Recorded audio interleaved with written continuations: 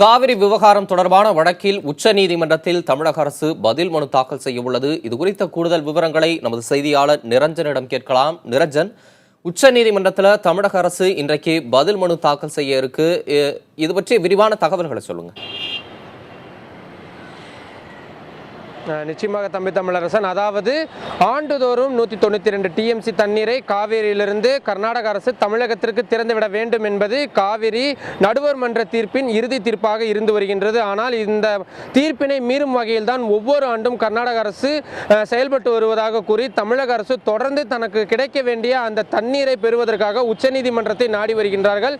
அதன் அடிப்படையில் இந்த ஆண்டு ஜூன் மற்றும் ஜூலை மாதங்களுக்கான அந்த 50 டிஎம்சி நிலுவை தண்ணீரை உடனடியாக திறந்துவிட கர்நாடக அரசிற்கு உத்தரவிட வேண்டும் என்று கூறி தமிழக அரசின் சார்பாக உச்சநீதிமன்றத்தில் மனு தாக்கல் செய்யப்பட்டிருந்தது. அந்த மனுவானது ஏற்கனவே உச்சநீதிமன்ற நீதிபதிகள் தீபக் மிஸ்ரா மற்றும் யூ லலித் ஆகியோர் அடங்கிய அமர்வு முன்பு மிக விரிவான விசாரணைக்கு கடந்த வெள்ளிக்கிழமை அன்று எடுத்துக் கொள்ளப்பட்டது.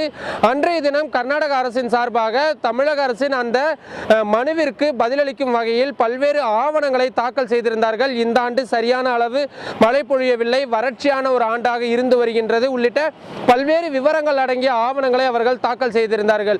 அந்த ஆவணங்களில் கர்நாடக அரசு குறிப்பிட்டிருக்கக்கூடிய நிறைய விஷயங்களில் பல்வேறு குளறுபடிகள் இருக்கின்றது, உண்மைக்கு புறம்பான விஷயங்கள் பல்வேறு குறிப்பிடப்பட்டிருக்கிறது என்று கூறி தமிழக அரசு அதன் மீது பதிலளிக்க வேண்டும், எங்களுக்கு அதற்காக அனுமதி வேண்டும் என்று கூறியிருந்தார்கள். அதற்கான அனுமதியை உச்சநீதிமன்றம் கடந்த வெள்ளிக்கிழமை அளித்திருந்த நிலையில் இன்றைய தினம் அந்த பதில் மனு தாக்கல் செய்யப்படலாம் என்று எதிர்பார்க்கப்படுகின்றது. இதற்காக தமிழக வழக்கறிஞர்கள் தொடர்ந்து பல்வேறு பணிகளை கடந்த 2 நாட்களாக தலைநகர் டெல்லியில் முகாமிட்டு மேற்கொண்டிருக்கின்றார்கள். குறிப்பாக கர்நாடக அரசு கூறியிருக்கக்கூடிய அந்த உண்மைக்கு புறம்பான விஷயங்களை எந்தெந்த வகைகளெல்லாம் உடைக்கலாம், எந்தெந்த வகைகளெல்லாம் மாற்றி கூறலாம் என்பது தொடர்பான விவரங்கள் அந்த பதில் மனுக்களில் தெரிவிக்கப்படும் என்று எதிர்பார்க்கப்படுகின்றது. அதே போல இந்த ஆண்டு வறட்சியான ஆண்டல்ல, வழக்கம் போல மழை பொழிவு இருக்கக்கூடிய ஒரு ஆண்டாக இருக்கின்றது. கர்நாடக அரசு தண்ணீர் திறந்து விடுவதற்கான சூழ்நிலை இருக்கின்றது உள்ளிட்ட பல்வேறு விவரங்கள் அந்த பதில் மனுக்களில் குறிப்பிடப்படலாம் என்று எதிர்பார்க்கப்படுகின்றது. அதே போல காவிரி நடுவர் மன்ற இறுதி தீர்ப்பின்படி ஒவ்வொரு மாதமும் தமிழக அரசிற்கு கர்நாடக அரசு கொடுக்க வேண்டிய அந்த தண்ணீரின் அளவானது இருக்கின்றது. அதற்கான ஒரு ஃபார்முலாவானது அவர்கள் ஏற்கனவே வகுத்து கொடுத்திருக்கின்றார்கள். அது குறித்த அட்டவணைகளும் இந்த பதில் மனுக்களில் சேர்த்து தாக்கல் செய்யப்படலாம் என்று எதிர்பார்க்கப்படுகின்றது. அதே போல கர்நாடக அரசிற்கு ஏற்கனவே உச்சநீதிமன்றமானது மிக முக்கியமான ஒரு கேள்வி எழுப்பியிருந்தார்கள்.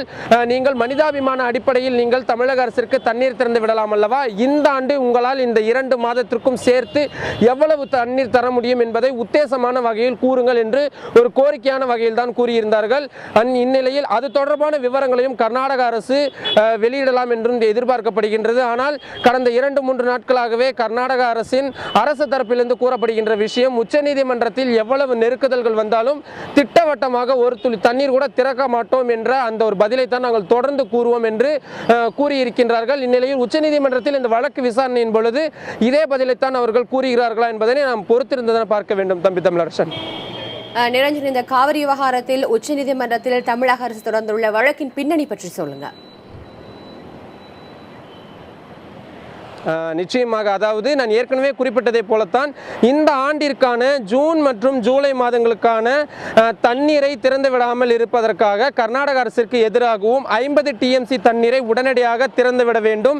இந்த தண்ணீர் இல்லாததன் காரணமாக தமிழ்நாட்டின் குறிப்பிட்ட ஒரு 5-6 மாவட்டங்கள், குறிப்பாக இந்த காவிரி நீரையே நம்பி இருக்கக்கூடிய டெல்டா விவசாயிகள் இருக்கின்ற அந்த மாவட்டங்களில் மிகப்பெரிய அளவில் வறட்சி ஏற்பட்டிருக்கின்றது. இதன் காரணமாக விவசாயமே பொய்த்து போகின்ற ஒரு சூழ்நிலை ஏற்பட்டிருக்கின்றது. எனவே உச்சநீதிமன்றம் இதில் உடனடியாக தலையிட்டு இந்த 50 டிஎம்சி தண்ணீரை உடனடியாக விடுவிப்பதற்கு நடவடிக்கை எடுக்க வேண்டும் என்று கூறி தமிழக அரசானது கடந்த மாதம் உச்சநீதிமன்றத்தில் மனு தாக்கல் செய்திருந்தார்கள். இந்த மனுதான் உச்சநீதிமன்றத்தில் மிக விரிவான விசாரணைக்கு எடுத்துக் கொள்ளப்படும் என்று ஏற்கனவே அறிவிக்கப்பட்டிருந்த நிலையில் தனித்தனியாக 2 மாநிலங்களும் தங்களது வாதங்களை முன்வைத்து வருகின்றார்கள். அதன் அடிப்படையில் இந்த வழக்கானது அடுத்தடுத்த கட்டங்களுக்கு சென்று கொண்டிருக்கின்றது. இன்றைய தினம் உச்சநீதிமன்றம் இந்த விஷயத்தில் மிக முக்கியமான ஒரு உத்தரவினை பிறப்பிக்கலாம் என்றுதான் எதிர்பார்க்கப்படுகின்றது.